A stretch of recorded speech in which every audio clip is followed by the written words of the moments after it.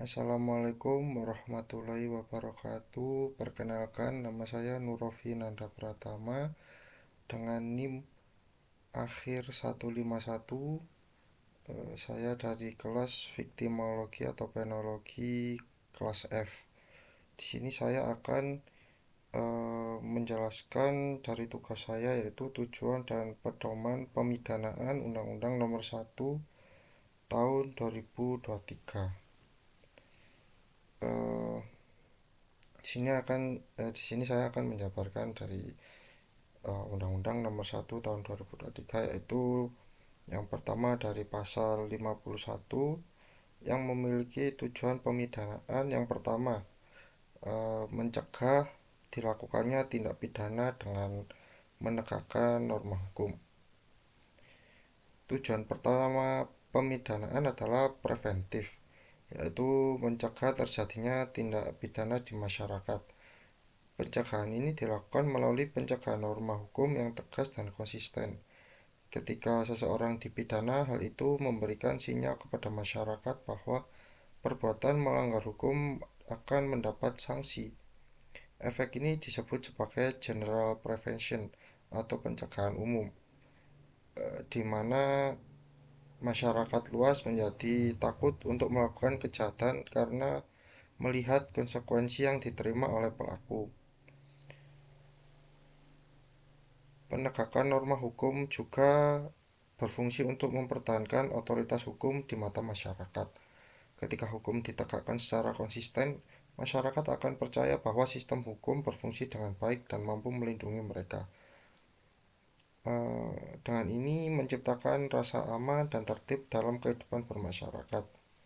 Sebaliknya, jika pelanggaran hukum dibiarkan tanpa sanksi, akan terjadi erosi kepercayaan terhadap sistem hukum dan dapat memicu pelanggaran-pelanggaran lainnya. Aspek pencegahan juga berlaku secara khusus terhadap pelaku special prevention.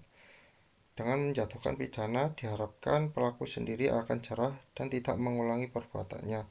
Pengalaman menjalani pidana seharusnya memberikan pembelajaran bahwa tindak pidana membawa konsekuensi buruk yang harus dihindari.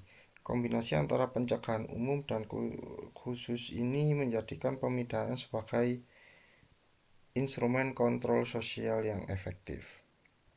Yang kedua, yaitu memasyarakatkan terpidana dengan mengadakan pembinaan. Tujuan kedua ini mencerminkan filosofi rehabilitatif dalam pemidanaan modern. Terpidana tidak hanya dihukum tetapi juga dibina agar dapat kembali menjadi anggota masyarakat yang produktif dan tidak mengulangi kejahatannya. Pembinaan ini mencakup berbagai aspek kehidupan terpidana, mulai dari pendidikan, keterampilan kerja, pembinaan mental spiritual hingga pembinaan sosial kemasyarakatan. Konsep masyarakatkan terpidana mengakui bahwa sebagian besar narapidana pada akhirnya akan kembali ke masyarakat. Oleh karena itu, masa menjalani pidana harus dimanfaatkan untuk mempersiapkan mereka agar mampu beradaptasi dan berkontributif positif ketika bebas nanti. Program-program pembinaan di lembaga pemasyarakatan dirancang untuk mengubah perilaku, sikap, dan pola pikir terpidana sehingga mereka memiliki kesadaran hukum yang lebih baik dan kemampuan untuk hidup mandiri. Pembinaan yang efektif memerlukan pendekatan individual yang mempertimbangkan latar belakang, kebutuhan, dan potensi masing-masing terpidana. Ada yang membutuhkan pendidikan formal, ada pula yang memerlukan terapi atau konseling intensif, dan ada pula yang memerlukan tepat sasaran. Diharapkan tingkat residivis atau pengulangan kejahatan dapat ditekan dan masyarakat mendapat anggota yang telah berubah menjadi lebih baik. Yang ketiga, yang ketiga menyelesaikan konflik dan memulihkan keseimbangan. Tujuan ketiga ini merupakan manifestasi dari pendekatan restoratif justice yang semakin mendapat pengakuan dalam sistem peradilan pidana modern. Setiap tindak pidana pada hakikatnya menimbulkan konflik dan ketidakseimbangan dalam masyarakat. Korban mengalami kerugian, keluarga korban merasakan penderitaan, dan masyarakat kehilangan rasa aman. Pemidanaan harus mampu menjawab kebutuhan untuk menyelesaikan konflik-konflik ini.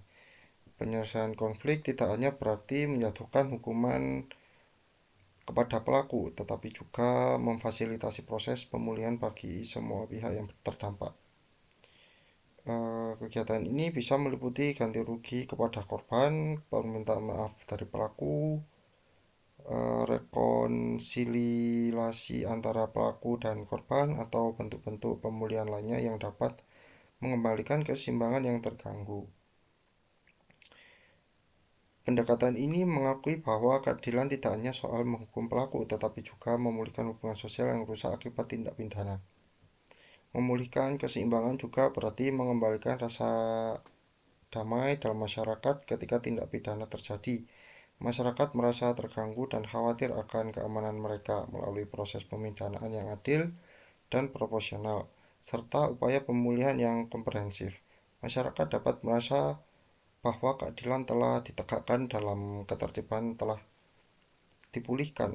Rasa damai ini penting untuk menjaga kohesi sosial dan memungkinkan kehidupan bermasyarakat berlanjut secara normal. Yang keempat, membebaskan rasa bersalah pada terpidana. Tujuan keempat ini mungkin yang paling filosofis dan psikologis dari semua tujuan pemidanaan.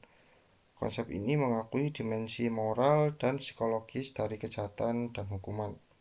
Ketika seseorang melakukan tindak pidana, terutama jika ia memiliki nurani yang baik, akan muncul rasa bersalah dan penyesalan. Rasa bersalah ini dapat menjadi beban psikologis yang berat dan menghambat individu untuk melanjutkan kehidupan secara normal. Pemidanaan dalam konteks ini berfungsi sebagai bentuk penebusan dosa atau pembayaran atas kesalahan yang telah dilakukan. Dengan menjalani pidana, terpidana telah membayar hutangnya kepada masyarakat dan dapat membebaskan diri dari beban psikologis tersebut. Proses ini memungkinkan terpidana untuk memaafkan dirinya sendiri dan memulai babak baru dalam hidupnya tanpa terus-menerus dihantui oleh kesalahannya di masa lalu. Pembebasan rasa bersalah juga memiliki fungsi terapeutik yang penting dalam proses rehabilitasi. Ketika terpidana merasa bahwa ia telah dihukum secara adil dan telah menebus kesalahannya, ia akan lebih baik atau lebih mudah untuk menerima dirinya kembali dan termotivasi untuk menjadi pribadi yang lebih baik. Ini berbeda dengan situasi di mana seseorang terus merasa bersalah dan tidak mendapat kesempatan untuk menebus kesalahannya, yang dapat menyebabkan depresi, kehilangan harapan, atau bahkan kembali melakukan kejahatan karena merasa sudah tidak ada lagi yang bisa diperbaiki. Nah, selanjutnya dari pasal 52, yaitu pedoman pemidanaan. Yang pertama, tingkat kesalahan pelaku. Tingkat kesalahan pelaku merupakan pertimbangan fundamental dalam menentukan berat rintangan pidana. Kesalahan dalam hukuman pidana mencakup dua bentuk, kesenjangan atau dolus dan kealpaan atau culpa. Kesenjangan memiliki gradasi mulai dari kesenjangan sebagai maksud atau objek als oogmerk, kesenjangan dengan kesadaran pasti atau objek als zekerheidsbewustzijn, hingga kesenjangan dengan kesadaran kemungkinan atau dolus eventualis. Semakin tinggi tingkat kesenjangan, semakin berat pidana yang seharusnya dijatuhkan. Dalam menilai tingkat kesalahan, hakim harus menggali lebih dalam keadaan batin pelaku pada saat melakukan perbuatan. Apakah pelaku merencanakan tindak pidana tersebut dengan matang atau tindakan tersebut dilakukan secara spontan dalam situasi tertentu? Apakah pelaku sepenuhnya menyadari akibat dari perbuatannya, atau ia hanya lalai dalam memperkirakan konsekuensi yang mungkin timbul? Pertimbangan-pertimbangan ini sangat penting karena mencerminkan tingkat ketercelaan moral atas perbuatan pelaku. Tingkat kesalahan juga harus dilihat dalam konteks kemampuan pelaku untuk memahami dan mengendalikan perbuatannya. Faktor-faktor seperti usia, kondisi mental, tingkat pendidikan, dan tekanan psikologis yang dialami pelaku untuk mempengaruhi penilaian terhadap tingkat kesalahannya. Seseorang dengan gangguan mental mungkin memiliki tingkat kesalahan yang lebih rendah dibandingkan orang yang sepenuhnya waras dan sadar. Begitu pula dengan pelaku yang masih di bawah umur, yang belum sepenuhnya memiliki kemampuan untuk memahami konsekuensi dari tindakannya. Yang kedua yaitu motif dan tujuan tindak pidana. Motif adalah dorongan atau alasan mengapa seseorang melakukan tindak pidana, sedangkan tujuan adalah hasil yang ingin dicapai dari perbuatan tersebut. Kedua faktor ini sangat penting dalam menilai ketercelaan perbuatan pelaku. Motif yang jahat atau bejat seperti dendam kesumat, kebencian rasial, atau keserakahan akan memberatkan pidana. Sebaliknya, motif yang lebih dapat dipahami memperberat pidana secara manusiawi seperti mencuri karena kelaparan atau membunuh untuk membela diri dalam situasi tertentu dapat menjadi faktor peringan. Tujuan tindak pidana juga mencerminkan tingkat bahaya pelaku terhadap masyarakat. Seseorang yang mencuri untuk membeli narkoba memiliki tujuan yang berbahaya tidak hanya bagi dirinya sendiri tetapi juga berpotensi menimbulkan kejahatan-kejahatan lain. Berbeda dengan seseorang yang mencuri untuk memberi makan keluarganya yang kelaparan, meskipun kedua perbuatan sama-sama melanggar hukum, tingkat ketercelaannya berbeda karena tujuannya yang berbeda. Hakim harus mampu menggali dan memahami dengan mendalam apa yang mendorong pelaku melakukan tindak pidana dan apa yang terhadap latar belakang pelaku, kondisi sosial ekonominya, hubungannya dengan korban, dan berbagai faktor kontekstual lainnya. Pemahaman yang komprehensif tentang motif dan tujuan ini akan membantu hakim untuk menjatuhkan pidana yang tidak hanya adil, tetapi juga tepat sasaran dan mencapai tujuan pemidanaan. Yang ketiga, cara melakukan tindak pidana. Modus operandi atau cara pelaku melakukan tindak pidana memberikan gambaran tentang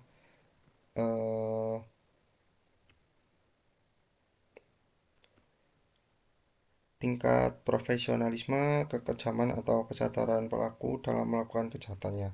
Tindak pidana yang dilakukan dengan cara yang sadis, brutal, atau menimbulkan penderitaan berlebihan pada korban akan dipandang lebih berat. Misalnya pembunuhan yang dilakukan dengan penyiksaan terlebih dahulu jauh lebih tercela dibandingkan pembunuhan yang dilakukan dengan cara cepat tanpa penyiksaan.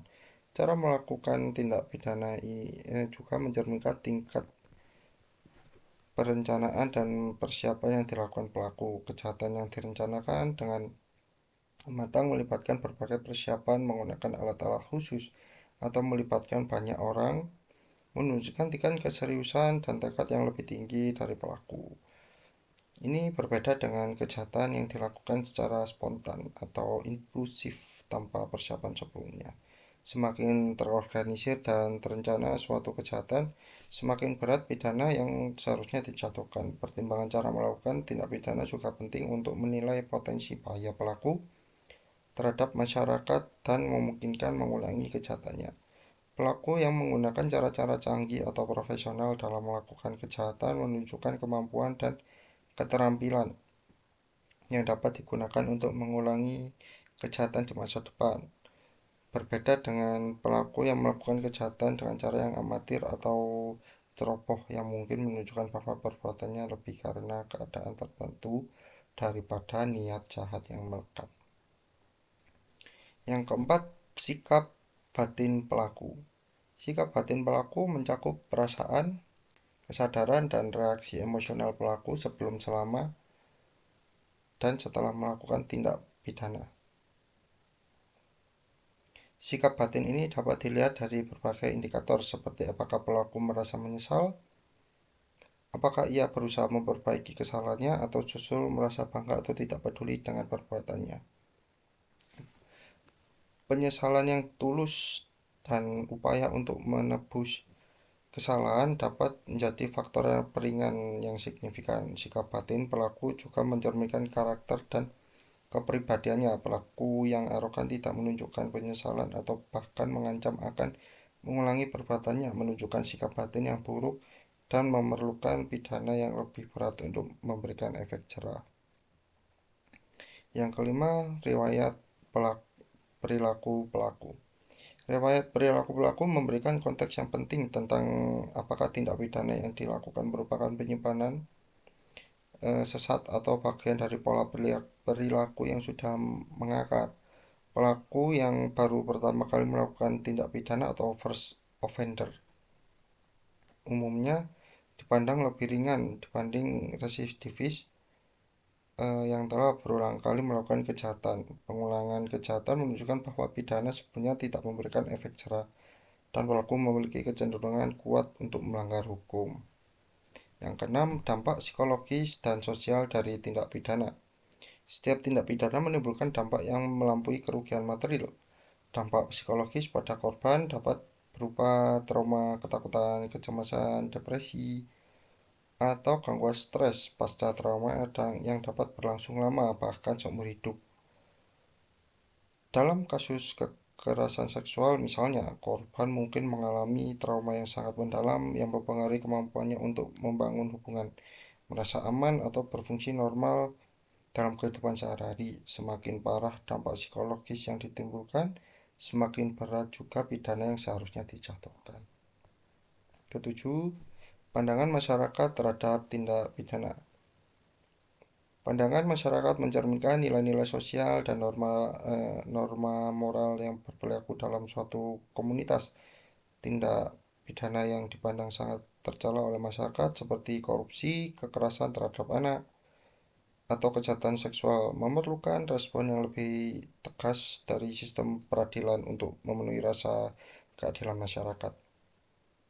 Sebaliknya, tindak pidana yang dipandang lebih ringan atau bahkan dapat dipahami secara sosial mungkin eh, tidak memerlukan pidana yang terlalu berat. Selanjutnya, dampak tindak pidana terhadap korban dan keluarga korban. Dampak terhadap korban dan keluarganya merupakan pertimbangan yang sangat penting dalam paradigma pemidanaan yang berorientasi. Untuk selanjutnya pasal terakhir yaitu pasal 54 yaitu prinsip subsidiaritas. Yang pertama ayat 1, pemidanaan bukan jalan terakhir. Prinsip bahwa pemidanaan bukan merupakan jalan terakhir untuk pemulihan hubungan merupakan penggeseran paradigma yang signifikan dalam sistem peradilan pidana Indonesia. Prinsip ini mengakui bahwa tidak semua konflik yang timbul dari tindak pidana harus diselesaikan melalui pemidanaan formal. Ada alternatif-alternatif lain yang mungkin lebih efektif dalam memulihkan hubungan dan mencapai keadilan seperti mediasi, eh, restitusi, perdamaian, atau bentuk-bentuk penyelesaian restoratif lainnya. Selanjutnya ayat 2 huruf A, efektivitas pidana dan tindakan. Pertimbangan efektivitas pidana mengharuskan hakim untuk berpikir secara pragmatis tentang dampak nyata dari pidana yang akan dijatuhkan.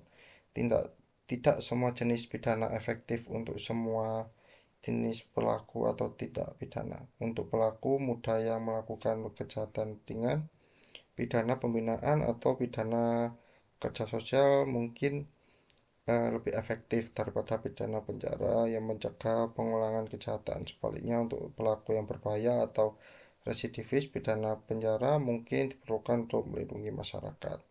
Selanjutnya, ayat 2 huruf B, dampak pemidanaan bagi terpidana dan keluarganya. Pemidanaan tidak hanya berdampak pada terpidana sendiri, tetapi juga pada keluarganya, terutama istri atau suami dan anak-anak yang menjadi tanggungannya. Pidana penjara misalnya selain menghilangkan kebebasan terpidana juga dapat menyebabkan keluarganya kehilangan sumber nafkah, mengalami stigmatisasi sosial dan menderita secara psikologis karena terpisah dari anggota keluarga. Anak-anak dari narapidana seringkali mengalami dampak yang sangat berat, termasuk trauma psikologis, kesulitan ekonomi, dan risiko putus sekolah. Selanjutnya, ayat 2 huruf C, dampak tindak pidana bagi korban dan keluarganya. Pertimbangan dampak terhadap korban dan keluarganya menempatkan korban di pusat proses pemidanaan. Hakim harus memahami dan mempertimbangkan penderitaan yang dialami korban dan keluarganya sebagai akibat dari tindak pidana. Dalam beberapa kasus, korban mungkin eh, mengalami luka fisik yang permanen, trauma psikologis yang mendalam, atau kerugian ekonomi yang besar. Keluarga korban juga menanggung beban emosional dan mungkin ekonomi akibat tindak pidana tersebut. Ayat yang selanjutnya, ayat 2 huruf D, kesepakatan perdamaian. Adanya kesepakatan perdamaian antara korban dan keluarganya dengan terpidana merupakan faktor yang sangat penting dalam mempertimbangkan pemidanaan. Kesepakatan perdamaian menunjukkan bahwa konflik yang timbul dari tindak pidana telah diselesaikan secara damai oleh para pihak yang terlibat. Mencerminkan prinsip restoratif justice, di mana penyelesaian konflik tidak selalu harus melalui pemidanaan formal, tetapi dapat dicapai melalui dialog, pengakuan, permintaan maaf, dan ganti rugi. Yang terakhir, ayat 2 huruf E, pandangan masyarakat terhadap tindak pidana. Pandangan masyarakat dalam konteks prinsip subsidiaritas ini berkaitan dengan penerimaan masyarakat terhadap alternatif-alternatif di luar pemidanaan formal. Untuk tidak untuk tindak pidana tertentu, masyarakat mungkin dapat menerima jika kasus diselesaikan melalui perdamaian atau mekanisme restoratif lainnya. Namun, untuk kejahatan-kejahatan tertentu yang dipandang sangat serius, masyarakat mungkin mengharapkan respon formal dari sistem peradilan dalam bentuk pemidanaan. Hakim perlu sensitif terhadap dinamika sosial dan memahami konteks masyarakat di mana tindak pidana terjadi.